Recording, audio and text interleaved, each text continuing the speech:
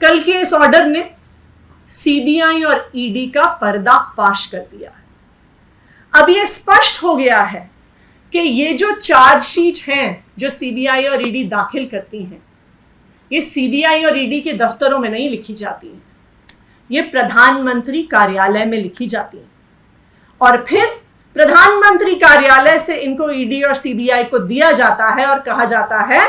कि अब जो हमने इसमें आरोप लगाए हैं, जो हमने चार्जेस लगाए हैं, इनको जस्टिफाई करने के लिए आप कोई गवाह ढूंढ के लेके आइए, इनको जस्टिफाई करने के लिए आप कोई एविडेंस लेके आइए। तो फिर ईडी और सीबीआई क्या करती है? वो लोगों को बुलाती है, डराती है, धमकाती है, उनकी कनपट्टी पे थप्पड़ मारकर उनके कान के पर्दे फाड़ती है और फिर उनसे अपने बयान लिखवाती है। जैसा हमने देखा कि तीन लोगों ने, तीन विटनेसेस ने अपने बयान वापस लिए, जिसमें शामिल है समीर महेंद्रू, अरुण पिल्लई, चंदन रेड्डी, और सबने कहा कि हम पे दबाव बनाया गया। चंदन रेड्डी की तो मेडिकल रिपोर्ट भी दिखाती है कि उसे मार मार के उसके कान के पर्दे फाड़ दिए गए। और सीबीआई और ईडी क्या करती है? जब उन्हें कोई ना कोई सबूत दिखाना होता है तो सीबीआई और ईडी को फिर झूठ बोलना पड़ता है कि मनीष सिसोदिया जी ने एविडेंस डिस्ट्रॉय करने के लिए 14 फोन तोड़ डाले।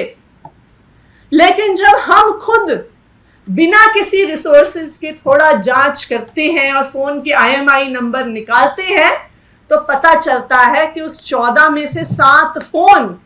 तो सीबीआई और ईडी के पास खुद हैं और 7 बाकी फोन अभी भी अंडर यूज है। तो ये भी सीबीआई ईडी को जो झूठे एविडेंस प्रेजेंट करने पड़ते हैं उनका पर्दाफाश हो जाता है। फिर सीबीआई और ईडी को लगता है कि हमें कुछ तो दिखाना पड़ेगा, हमें ऊपर से आदेश आया है, हमें पीएमओ से आदेश आया है, तो फिर वो चार्जशीट में संजय सिंह जी का नाम डाल देते हैं।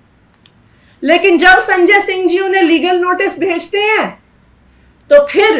ईडी को माफी मांगनी पड़ती है और कहना पड़ता है कि जी हमसे गलती हो गई, हमने गलती से संजय सिंह जी का नाम डाल दिया। तो कुल मिलाकर एक चीज अब देश के सामने आ गई है कि जो कुछ भी शराब घोटाले के नाम पर बताया जा रहा है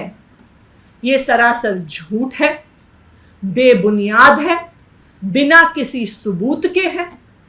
कोई भी ऐसा घोटाला नहीं हुआ है। और अब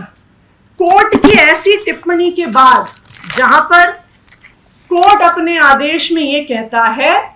कि किसी भी आरोप के लिए there is absence of any satisfactory corroborative material and there are contradictions and deficiencies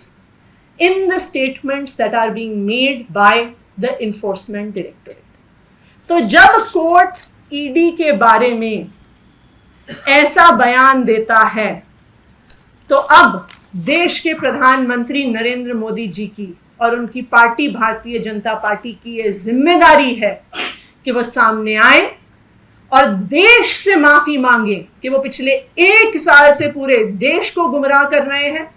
आम आदमी पार्टी को बदनाम कर रहे हैं, अरविंद केजरीवाल को बदनाम कर रहे हैं, मनीष सिसोदिया जी को बदनाम कर रहे हैं।